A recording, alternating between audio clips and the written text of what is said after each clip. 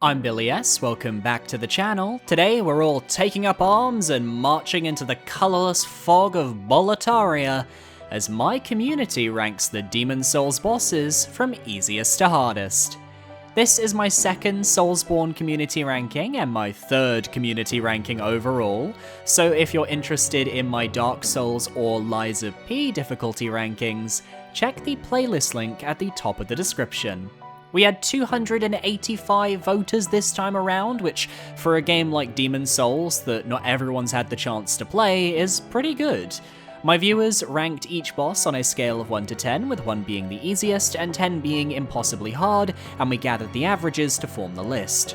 You'll notice that the Demon Souls bosses all skew towards the easier side of the ranking scale, as the bosses in this game are rather unique, in that many of them have very clear weaknesses you can exploit to make each fight a cakewalk. So, let's get to it, my community's Demon Souls easiest to hardest bosses, ranked. And let me know your easiest and hardest boss down below. Coming in last place, the easiest boss in Demon Souls is True King Allant, found below the Nexus with an average score of 1.7 out of 10. And yes, I'd argue this is the easiest boss in the franchise when you take into account how dangerous he is versus when you fight him in-game. Because he's the final boss, and all he is a sentient pile of sludge masquerading as a powerful demon. He sacrificed his country without a second thought for the power of the Old One, and for what? What was gained?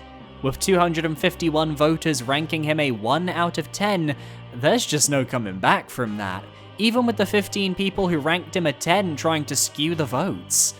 The one perk I'd say True King Allant has is that if you do let him hit you, his damage output is fairly high, but his attacks are so telegraphed to the point of comedy, and it's clear that you're supposed to win this fight without breaking a sweat. It's the closest I think we'll get to a Soulsborne boss where you cannot lose. But what does the audience think? True King Allant was so hard. His staggeringly low damage was awful to deal with, but he was also a fair fight. He was about as hard as Dark Souls 1's hardest boss, Pinwheel, love that one too. True King Allant is the best boss ever designed by From Software, for its amazing lore and quality of the boss. Harder moveset than Millennia, and the music is peak. I was expecting these joke answers, but we did get a genuine essay-style response that I thought was well written and poignant, so I'd like to share it with you all. True King Allant stands out from all other final bosses of the series, and is the one that I most often reflect on. The final encounters of these games are often grand, emotional, and challenging duels, usually a battle for the future of the world. But the final fight of Demon Souls is instead a visual representation of something more abstract. There is no god to slay, no final challenge, nothing beautiful to behold.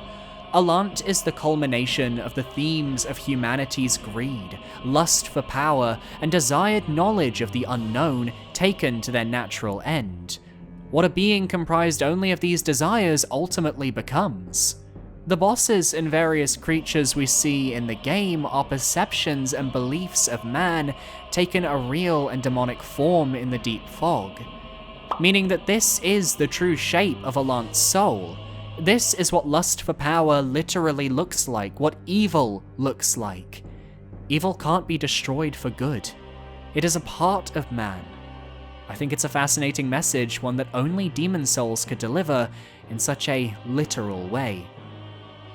Man. Still easy though.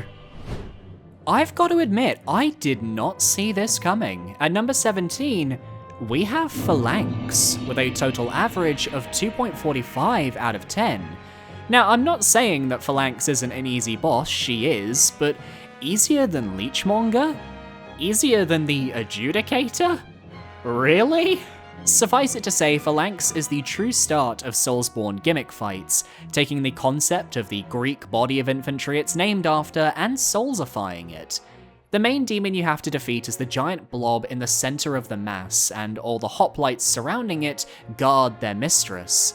Your goal is to whittle down the minions until you've made an opening to strike at the core of the boss, but you can't be too careful, as Phalanx will regenerate health if left alone for too long, So it becomes this back and forth where you use the fire bombs found in the level to do major damage to the enemies.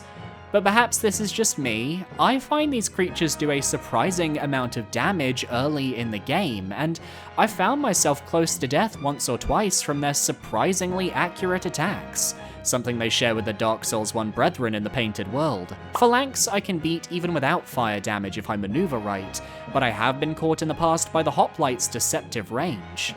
It's also worth noting you don't get a ton of turpentine in 1-1, so unless you feel like farming for flame buffs, you likely will have to face this boss flameless. Phalanx was my first boss ever in a Souls game, Demon Souls Remake.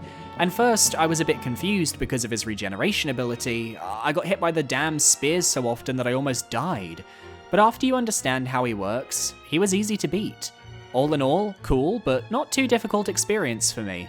By the way, love from Germany, man. I really enjoy your Souls videos. Peace. I've actually got quite a few German friends. Thank you so much for the support, and thank you for vindicating my point about those spears. But fun fact, did you know that Phalanx is actually a girl?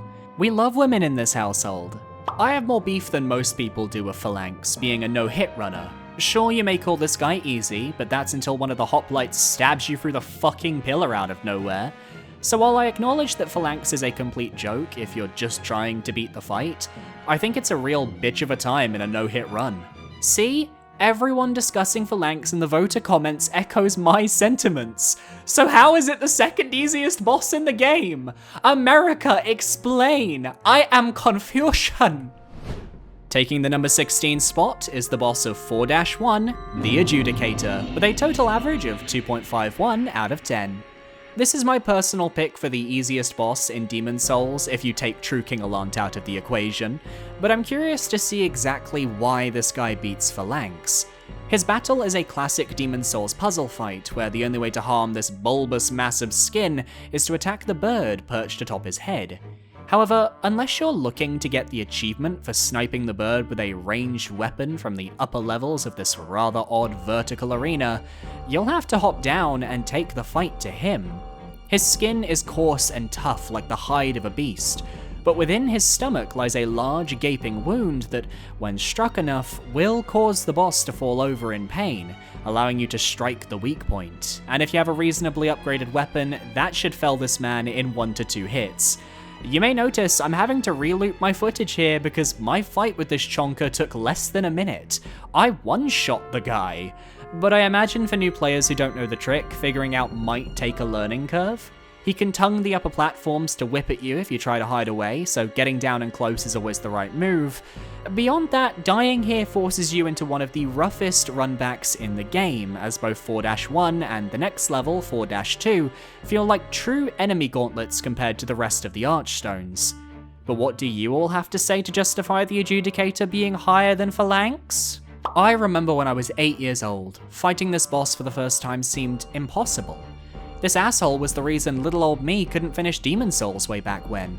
Of course, I had no idea you were supposed to hit his cleaver, I just knew that I was consistently dealing no damage to him despite my many attempts. For that reason alone, I give him some points. To be fair, I wouldn't blame anyone for struggling with a Souls game at 8. Kids getting better and better at these games younger and younger, it's impressive. I picked the Adjudicator as the easiest boss, as on my first encounter, I was able to quickly find a safe spot and hit the bird with a bow. For those wondering, by the way, the Adjudicator as well as Phalanx received 20 votes each for easiest boss, which was the second highest count in that category. It feels like you have to actively go out of your way to get hit, as its cleaver slash may very well be the slowest attack in all of Soulsborne. Pinhead feels like Melania when compared to this joke of a fight. I don't know how the Adjudicator can recover from that. Clearly some players struggled with the game expressing what it wanted from the player of this fight, which is, I assume, why he lands over Phalanx. But they ended up so close together in the rankings, you may as well pick your poison. At number 15, we have the Leechmonger of 5-1, with an average score of 2.93 out of 10. And I don't think anybody is shocked by this. It's long been memed that Leechmonger is one of the easiest fights in the game, and I don't disagree with this assessment. Longtime viewers know I have a soft spot in my heart for this goofy little monstrosity, but I can recognize when a fight is simple. The arena is this large crater with a series of wooden platforms leading down to the boss, and from afar, there's very little it can do to you or you to it. You see, the Leechmonger is capable of regenerating health, so sitting back and sniping from the fog wall could take a lot longer than you expect, even if the strategy pays off in the end. Instead, Leechmonger should be fought head-on, blow for blow, as you dodge its attacks and strike at the heart of the beast. The reason the fight is considered easy, however, is because of its main weakness, and the weakness that pretty much everything in the Valley of Defilement shares: Fuego. I use the hot knife through butter analogy a lot on this channel, but in this case, it literally is just that. Light your sword up with flames, and you will tear through this boss in a record time. He's entirely dependent on when you fight him though, as if you arrive at the start of the game, your damage output won't be able to handle his regen, which makes him surprisingly tough. Most players though will do the Archstones in order, meaning 5-1 is one of the last areas you visit, and at that point, this guy is toast. A while ago I would have put Leechmonger as a 1 or 2 because in all my previous playthroughs I went to World 5 last, but I recently did a new run of the game, and I wanted the large Sword of Moonlight for my build, so I went there straight after Phalanx and got absolutely pummeled. But even though that happened, I still had heaps of fun fighting him. It was like a whole new boss I had to learn, as I would usually kill him in a few seconds. With that in mind, I'd give it a 6 to 7 for difficulty, and highly encourage people to face this boss as early, as I think it gets a bad rap.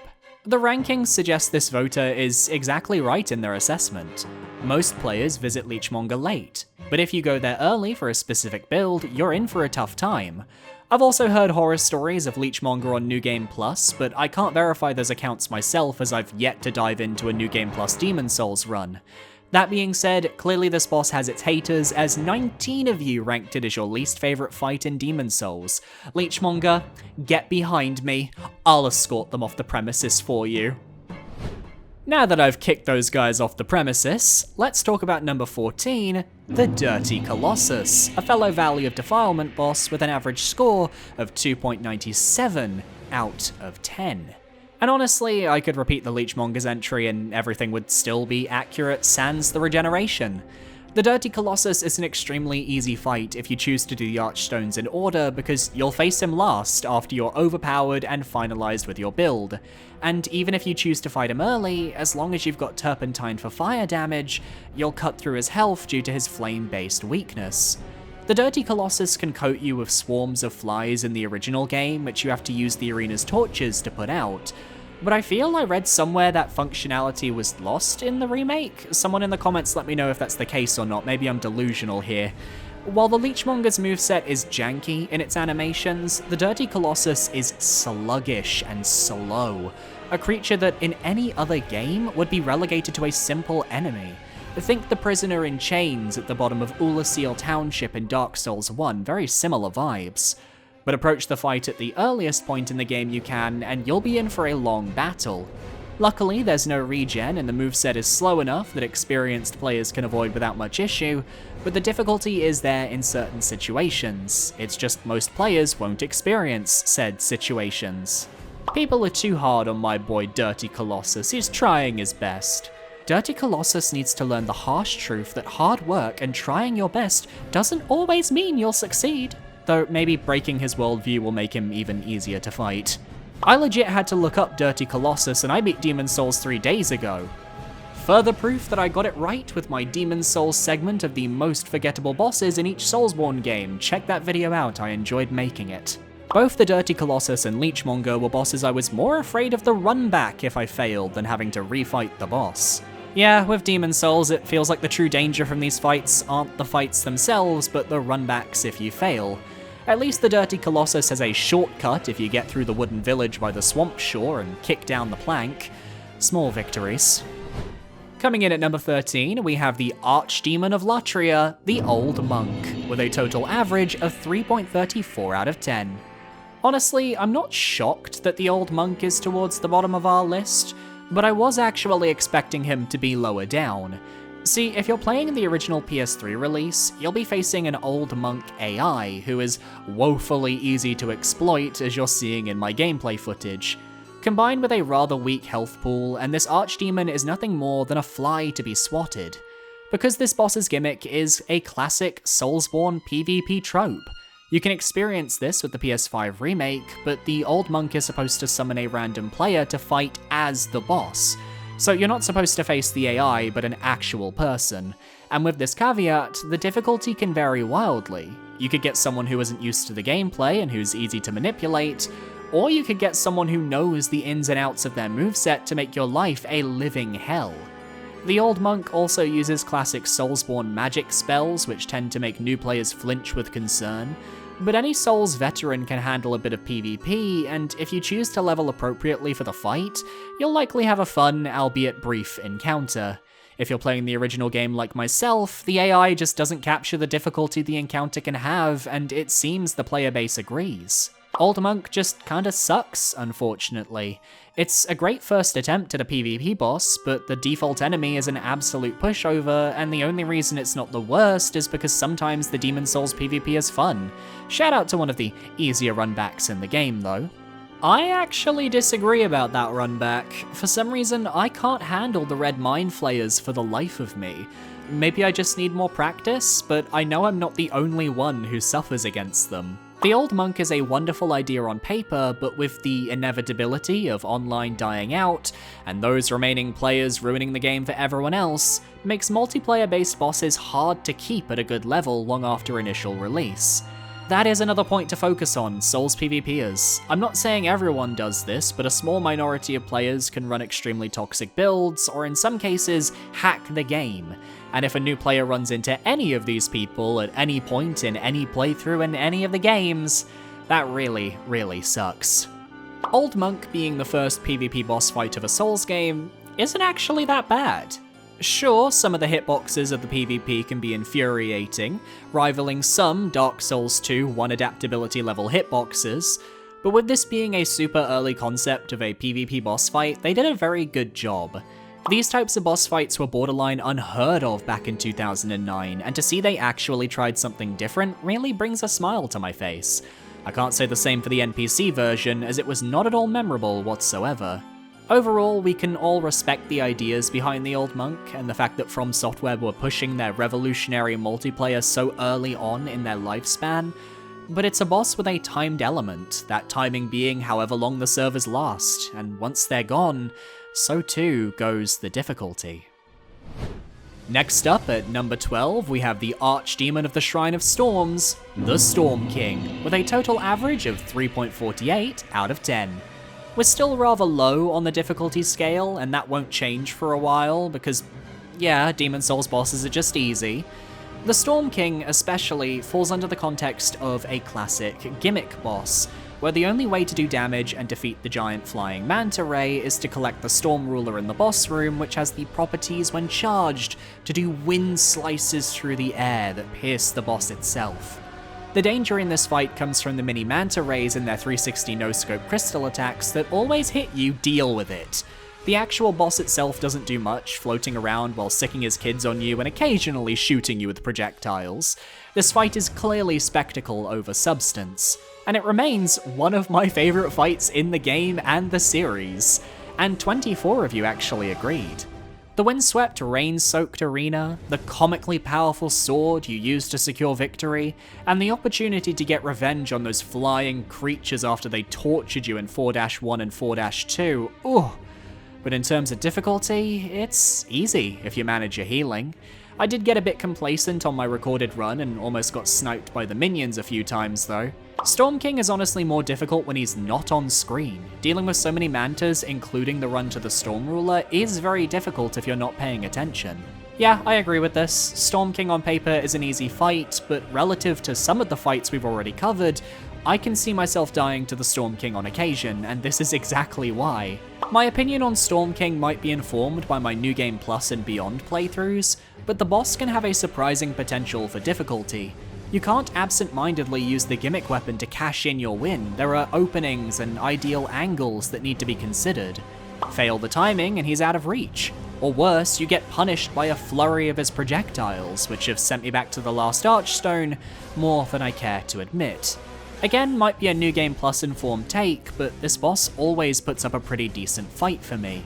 Yeah, this comment goes back to my earlier point of not playing carelessly. You have to be very aware of all the enemies around you, and often it's a better idea to cull the minions before going after the king itself. If you can do that, the fight's as good as over. If not, you'll likely struggle. And it's worth noting that most of these easy bosses actually put up a decent fight on New Game Plus, so maybe that's the true way to play Demon Souls. Coming in at number 11, we have Maiden Astraea, with a total average of 3.5 out of 10. The third archdemon in a row, but just like the Storm King, Maiden Astraea was never a fight that was loved for its difficulty. It was a fight beloved for its story, lore, and atmosphere. Here, Maiden Astraea sends her protector Garl Vinland to fight you in her place, as she stays in her chair in her River of Rot. And if you do this fight normally, you're just dealing with this game's equivalent of a Havel the Rock type NPC. Strong, tanky, can likely one or two shot a player if you're not careful, but with extremely easy to manipulate AI. Or you can cheese the encounter and shoot her with a bow from the top of the arena, ending the fight immediately without you even needing to approach either her bodyguard or the river of infested poison babies. It's interesting to note that Maiden Astraea got 10 votes for the easiest boss in the game, while the Leechmonger through the Storm King all got less than that. So she's got more passionate people who feel she's easy, but the majority find her fight to be a little more mixed in difficulty. I gave Maiden Astraea a 10 out of 10. Not because of any gameplay related difficulty, but because she makes you question if you actually want to kill her. Instead of having to overcome an immensely challenging fight, you may have to suppress your own sympathy and compassion for Astraea and Garl Vinland in order to gain your precious demon souls. This isn't a perspective I actually thought about going into this ranking, but just like with Priscilla in Dark Souls, this is a case of a boss you don't really want to kill. Though in the case of Astraea, it's a bit more complicated as you don't have all the information. You may find her and Garl Vinland, but not quite know what she's about. For all you know, she's a wicked witch based on the merchant of this area's tales about her, when in reality she's just someone who wishes to make the lives of those in the valley easier, less painful. It's actually an interesting social commentary on the concept of being a missionary, and how the politics can often muddy the waters of just wanting to help people. Astraea and Garl are hated by their prior religion, as an example, and you're doing their dirty work by clearing out these two heathens who maybe were in the right all along. Breaking into the top 10, we have the boss of 3-1, the Fool's Idol, with a total average of 3.74 out of 10. My vote for the most underrated boss in Demon Souls, and the first true magic fight in the series. I can see why she'd shake out in the middle of the pack. After all, the Fool's Idol has a health pool that crumples like paper, and once you figure out the concept of her fight's mechanics, it can make subsequent playthroughs a breeze. Obviously, the biggest difficulty is in finding the servant above her arena who will constantly revive her unless he's killed. Please do that, otherwise you'll be facing a 10 out of 10 difficulty fight. As for her main moves, she uses traditional Souls magic and special glyph traps to ensnare her opponents. She'll clone herself and fire at you with soul spears, and you simply have to find the odd one out, denoted by the colour and strength of her spell, all the while dodging the glyphs that appear on the floor when she teleports, and remembering their locations as they vanish from sight, and if you step on one, you'll be frozen in place and put to the firing squad. My gameplay of this fight is pretty underwhelming, I kinda mashed through it, but believe me that the Fool's Idol can definitely catch new players off guard. Visit Latria first in your playthrough, and her damage output is a force to be reckoned with, and combined with the various moving parts of her mechanics, and you have a fight that does require some thought and consideration to succeed in.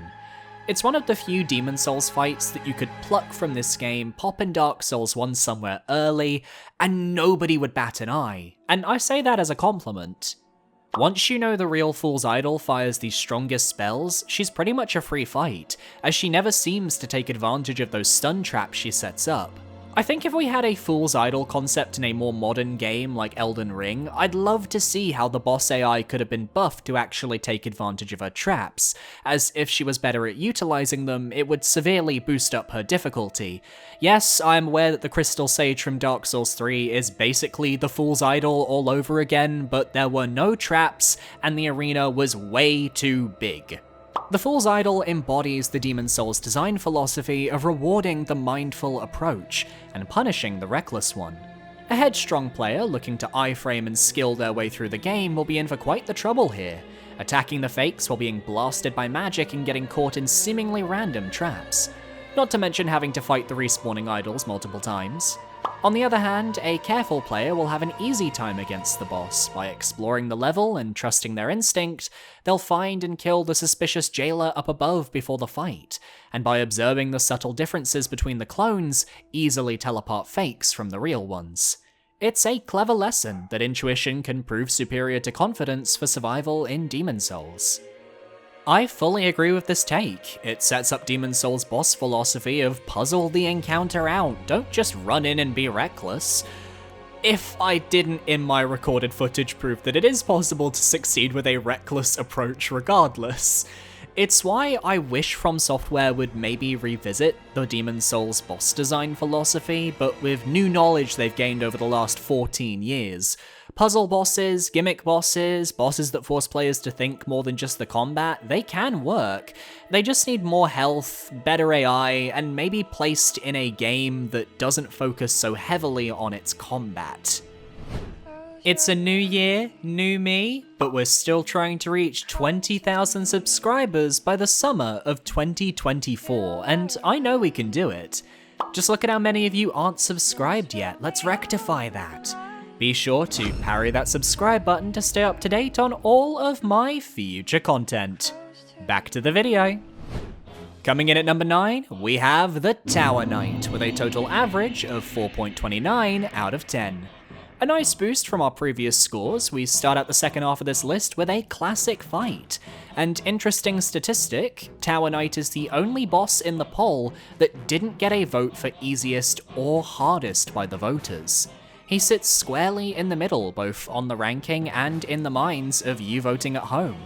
The Tower Knight's challenge comes from his arena, as in order to fight him fairly, you have to first rush to the top level of the courtyard and begin taking out the archers that flank him from the ramparts.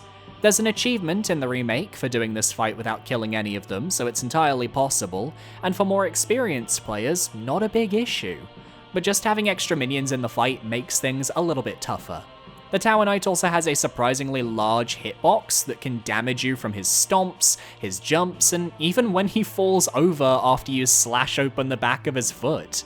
His gameplay when you're fighting is similar to the Iron Golem from Dark Souls 1, only the Tower Knight has a massive shield he can use to stop you from getting close. His jumps can create distance, and his damage output is pretty high. Plus, he can fire magic attacks at range that are effective at bothering the player if you're out in the open. But once you know the gimmick and his weak spot, it becomes a game of cat and mouse, and you most definitely are the mouse. Tower Knight's attacks are telegraphed enough that if you're not getting too greedy, you shouldn't get hit, except by that jump he does once you start chipping his ankles. The thing in this game that is really annoying are the boss runbacks. That's why I hated the Tower Knight so much in my first playthrough. He hits really hard for an early game boss, and his boss runback is the most annoying one that From Software has ever created, not including Dark Souls 2, I haven't played it yet. Yeah, the Tower Knight is another case of being a boss that hits hard, but also promotes that fear in players when it comes to failing the fight, as that boss runback is absolutely brutal, braving the bridge with the dragons, heading into the underpass to get wailed on by doggos, and potentially getting sniped by the knights right before the boss fog. There's a lot of pain to reach the fight again, and you haven't reached a good farming spot for any grasses yet. In a way, the player is imposing their own level of difficulty to the fight, which comes from having the nerve to perform at your best and not screw up your dodges, attacks, etc. It's an element that the game can't quantify, but that manifests in the players, and I think it's a fair game to factor in nerve into this type of ranking. At number 8, we have the fight that I've talked about ad nauseum on this channel. It's the final archdemon, the Dragon God, with a total average of 4.36 out of 10. I think it's important with countdown channels to talk about their topics like it's the first time a viewer is hearing about them, because any of my videos could be the first video someone sees of me, so even if I've discussed the Dragon God like 50 times before, time to make it 51. This guy is a large and in charge one-shot machine whose fight is focused on the concept of stealth. You have to sneak your way across the arena to the 2 ballistas on either side, which will cause the Dragon God to plunge into the rock and reveal his weak point. So you're not really fighting the boss, you're just finishing the job that someone else started. The issue here is that having to hide away from the Dragon God as he passes by and breaking down barricades as quickly as possible so you're not spotted just doesn't jive with Demon Souls' concept. This is an RPG, you've upgraded weapons, leveled up your build, you want to show off these skills against the toughest foes you can, and here you're facing a boss that doesn't let you showcase any of your interesting weapons, spells, or build. There's one way to beat this gimmick fight, and you're going to die trying over and over and over. It's amazing how this game manages to nail a perfect gimmick fight with the Storm King, but then absolutely drop the ball with the Dragon God. The difficulty comes from learning the route, but even once you know it, you're still likely to fumble the ball every few attempts. Activating that second ballista and securing the win doesn't feel like a skill I've learned, but just the luck of a good run. Was so disappointed with the Dragon God fight, with how he's hyped up in the trailer and in the secret cutscene if you beat Vanguard. But for some reason, deciding to create an unfun and infuriating puzzle seemed to be the best idea in From Software's eyes. That build-up if you survived the tutorial really hammers home how disappointing this fight truly was. Even then, the difficulty rating being a measly 4.36 is proof that even though it's one of the harder bosses in Demon Souls, it's still an easy fight all around, and won't take you more than a half hour at most to get down. It's just all those loading screens you've got to sit through after each one-shot punch that really hammers home how painful this fight is. Coming in at number 7, we have the last of the Shrine of Storm bosses. It's the Old Hero, with a total average of 4.37 out of 10. Just a single 0.01 point above our previous entry. And just like prior entries, I think the Old Hero is a boss where the adrenaline is going to be high for the player, because the boss run back through 4-2 is one of the most hellish in the franchise, and the idea of being forced to fight all those skeletons again is perhaps too much to bear. As such, new players may find themselves losing their nerve during the battle and making mistakes. The trick to the Old Hero is that he's blind. He senses his way through the battlefield by flailing around indiscriminately until he hears a sound. This could be the sound of your character rolling, or the sound of an attack swing.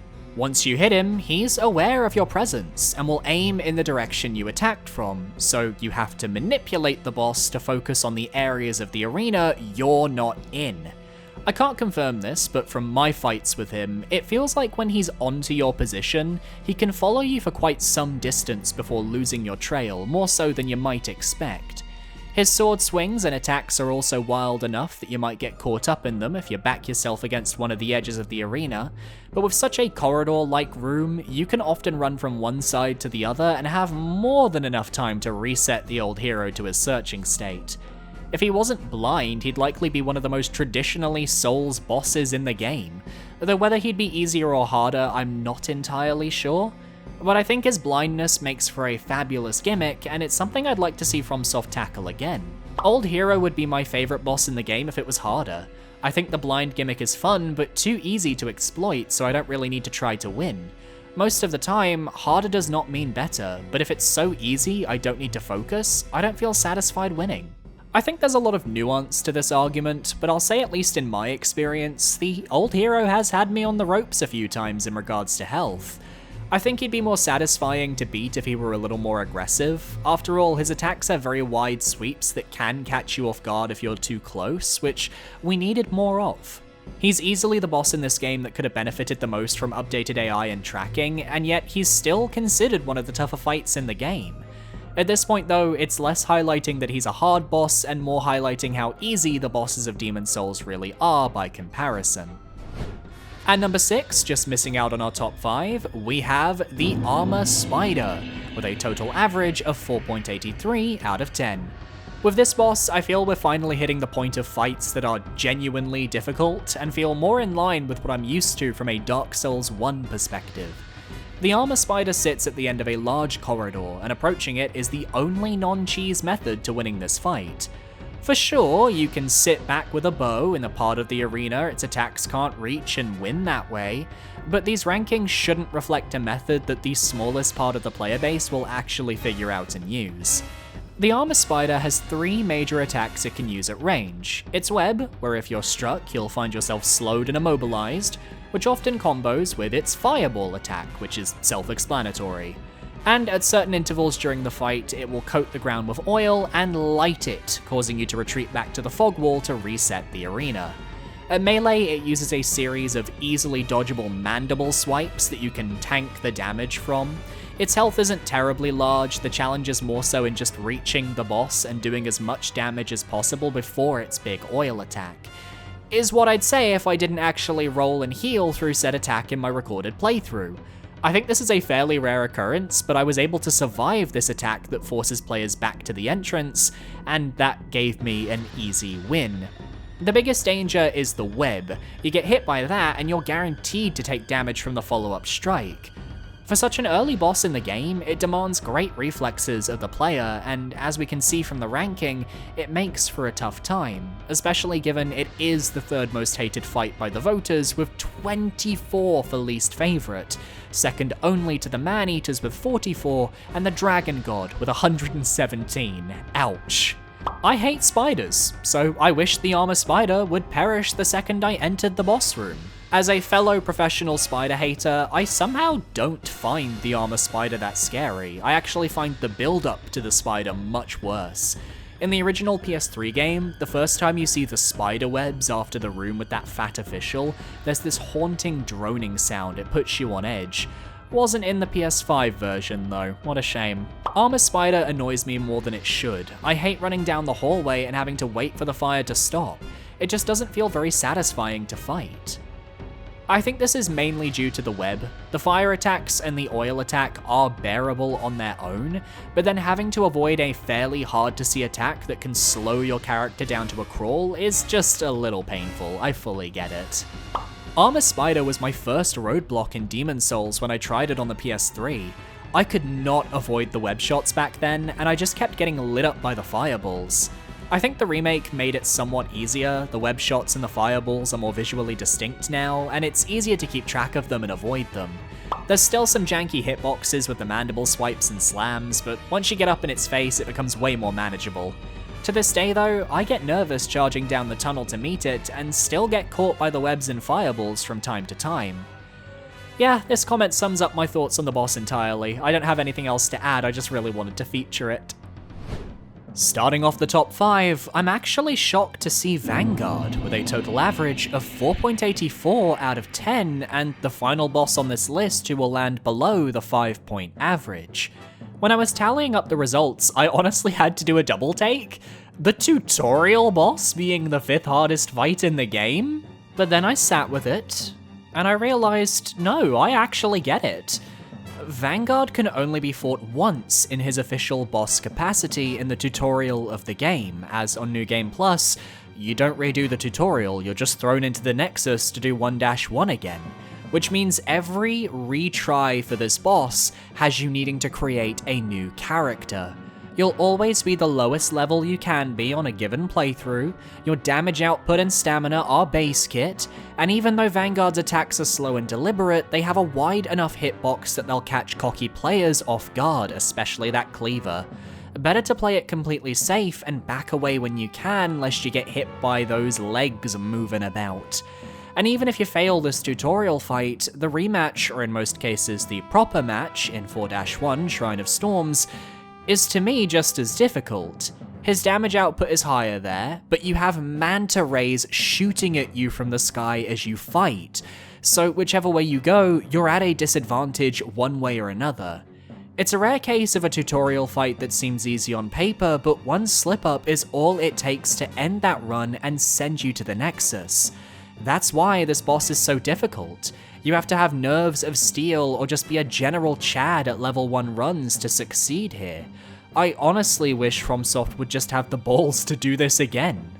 While I still say bosses such as the Man-Eaters, False King Alunt, and Flame Lurker are harder, I want to shout out the Vanguard for the point that you fight it.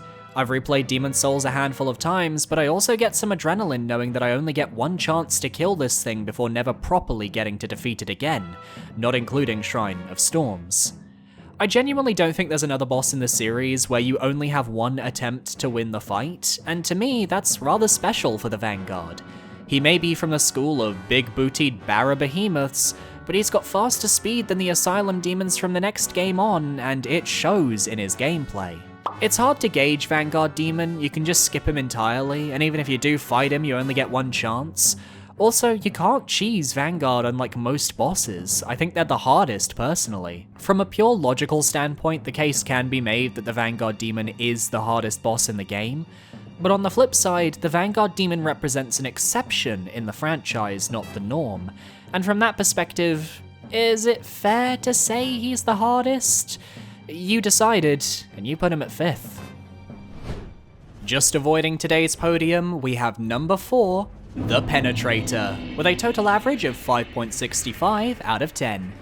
And you guys like this man, because he scored 51 votes for favourite boss, and alongside the old hero, scored 0 votes for least favourite boss.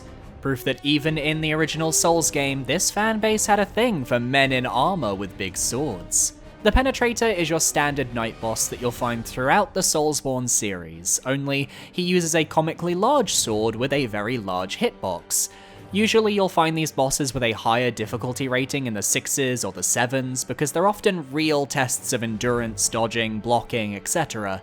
The Penetrator, while certainly difficult in relation to the game he's a part of, ultimately doesn't pose much of a threat, with a handful of attacks he cycles through.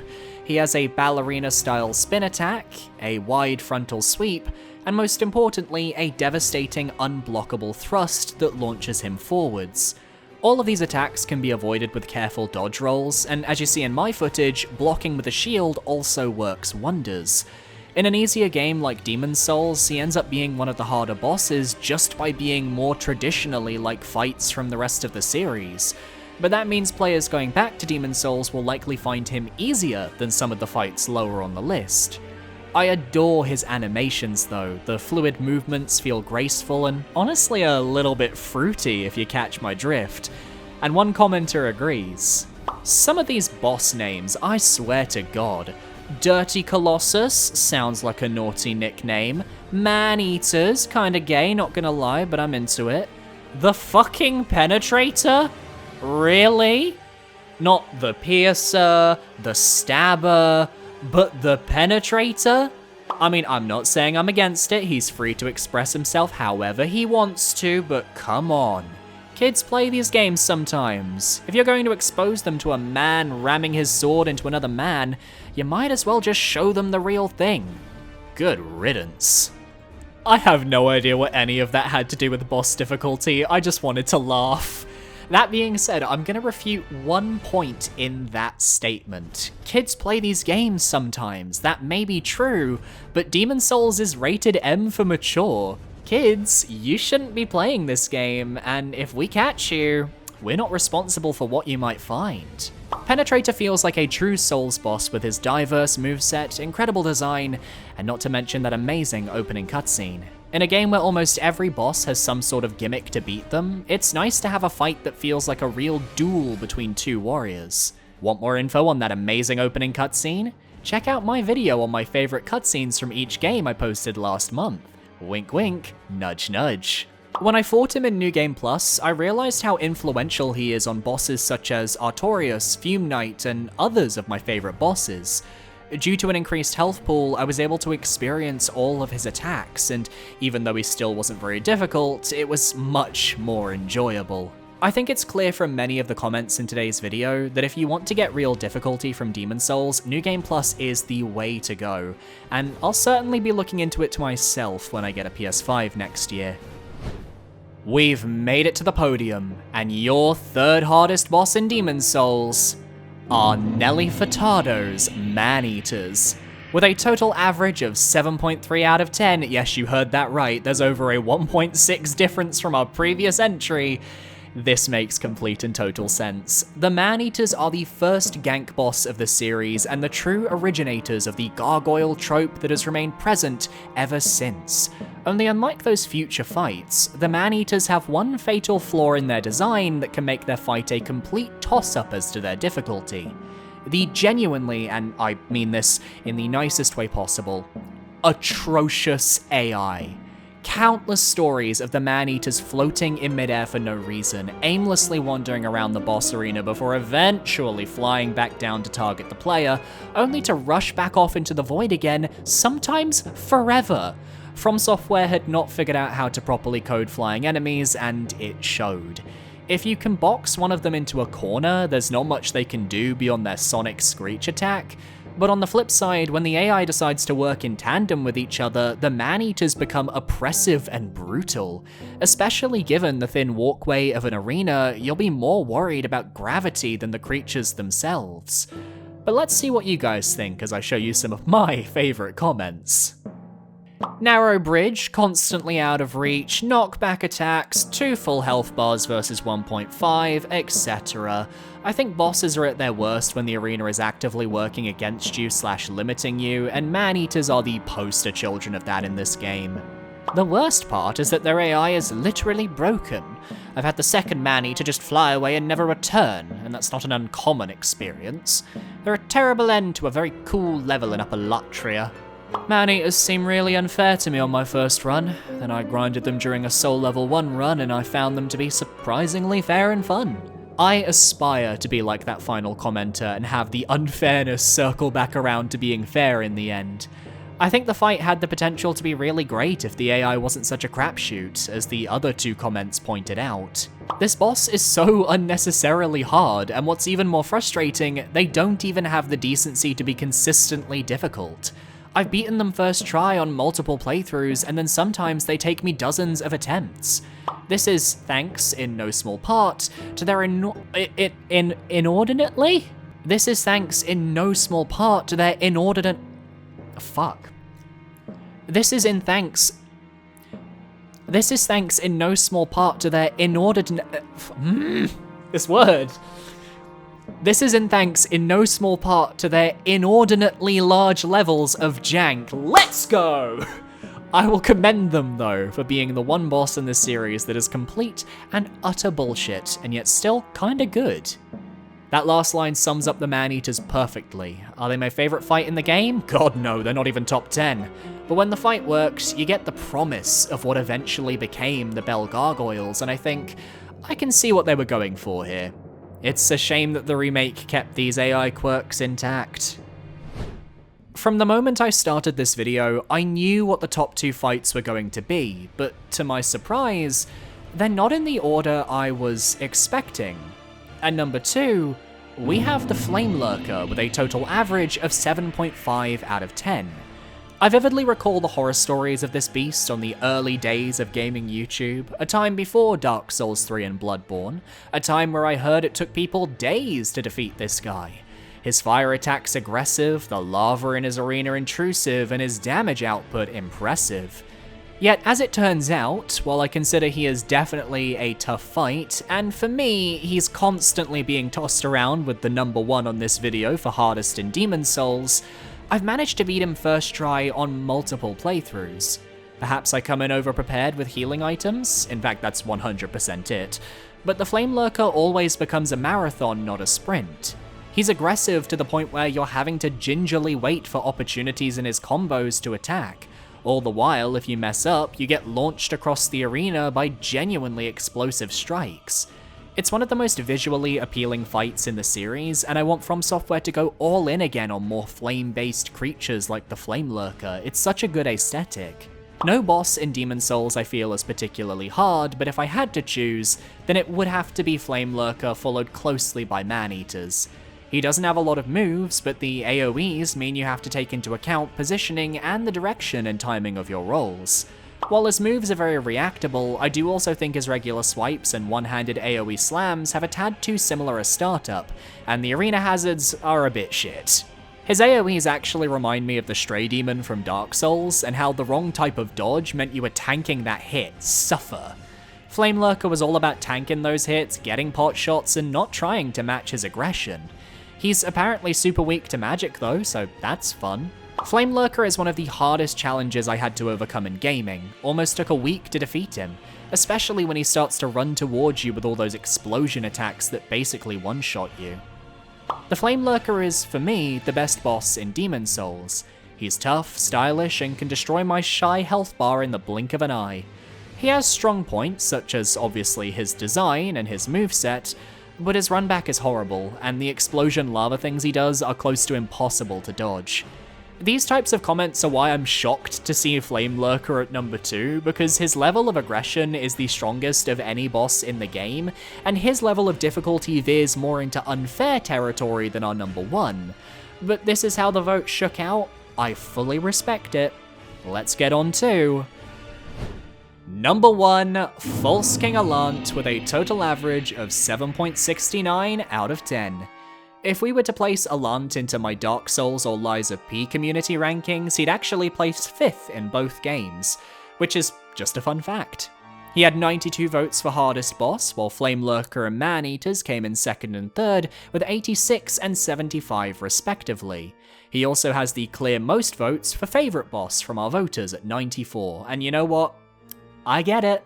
False King Allant is the real final test of Demon Souls, this ruler who has allowed the land of Boletaria and the archstones surrounding it to fall to ruin. He let the demons in, and now he basks in their glory. His sword swipes, at least to me, are around the same difficulty as the Penetrator. He has telegraphed wind-ups, and once you see the speed he strikes, you'll be able to counter him if you're experienced. But he's aggressive and doesn't slow down on the assault. Are you far away? He'll dash towards you Ornstein style. Are you too close? Get grabbed, followed by one of your character's levels getting sucked right out. The wind slices are also pretty dangerous, and he has a large AoE that if you don't stop, you'll have to run from to avoid damage. Though as you may be seeing from my footage, I personally don't struggle with Allant.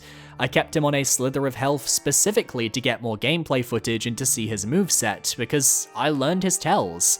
But that doesn't apply to a new player, of course. New players just fought through a literal dragon to get here, and his attacks can catch you off guard if you're not used to them. Combine with his surprising speed, and you have a true duel between player and demon. I compared this fight in a similar way to fighting Dracula in a Castlevania game. You work your way through the various areas, slaying demons, until you can finally reach the big bad himself. Combined with this gorgeous organ music from the original PS3 version in the background that transports me to a wonderful part of my childhood, and you have one of the most intimidating fights in the game. False King Allant should be pissed he's in a game with these other bosses. Many of his mechanics would fit in games released more than a decade later, which you can't say about a lot of bosses, specifically in this game. His level draining move is one of the most memorable moves out of any moveset in the entire Souls series for me. This guy is simply a different level. It's honestly disappointing that From Software was never ballsy enough to try the player level drain mechanic again. I think it could have been fun having a boss whose gimmick revolves around that, and once you defeat them, your levels get returned to you. If Demon Souls is your first Souls game, I can imagine finding False King Allant much harder because of the intimidation factor. Coming to this game after playing Bloodborne and Dark Souls 3 makes him seem slow compared to similar bosses, and I think really drops the difficulty down because of it. Well, the sad truth of Soulsborne is that once you're used to faster paced games, coming back to something as slow as Demon Souls can feel very unbalanced. But even so, the great design of False King Allant's moveset with such personality can't be ignored. The hardest boss in this game doesn't go past the 7 out of 10 difficulty. If False King Allant didn't get staggered by everything, including daggers, he'd defo be 8 to 9 out of 10 difficulty. A valid point. Allant is surprisingly staggerable, which makes sense as some of his moves like his big AoE attack are designed so players can stagger him out of the animation. It's something you can take advantage of in a way that you can't with something like the Flame Lurker, which is once again why I'm surprised the vote shook out the way they did. I guess the soul grab mechanic really elevates the intimidation factor of the False King, boosting him to the number 1 spot? I may not personally understand it, but as I said at the end of the last entry, I respect it, and as such, congratulations to False King Alunt for being the hardest Demon Souls boss, according to my community. And that's the video. Want to continue the discussion? I've posted a poll in the community tab so the False King fans and the Flame Lurker fans can fight. And heck, I'll even throw the Man-Eaters in there as well. Next up on the list will be Bloodborne, but I'll only be focusing on the main game roster. I'll tackle the Chalice dungeons in a separate video later in the year, so stay tuned to my community tab or my Discord for info on when I open the Bloodborne poll, and be sure to parry that subscribe button so you can stay up to date on all of my future videos.